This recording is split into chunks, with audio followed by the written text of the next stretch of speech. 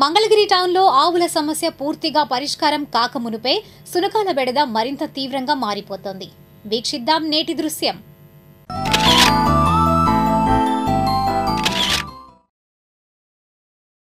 ఎంతో కాలంగా మంగళగిరి టౌన్లో సునకాల బెడద తీవ్రంగా ఉంది.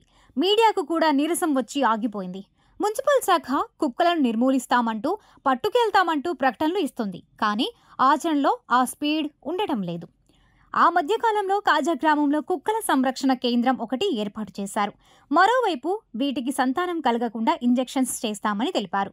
ఈ ప్రకటనలు అరాకొర చర్యల నడుమ సునకాలు మాత్రం అదురు చెదురు లేకుండా తిరుగుతున్నాయి.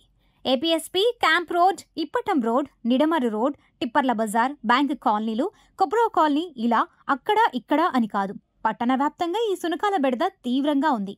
స్కూల్ పిల్లలు, వృద్ధులు వీటి బారిన పడుతున్నారు. 2 వీలర్స్ వెంట పరుగులు తీయడం వీటి హాబీ.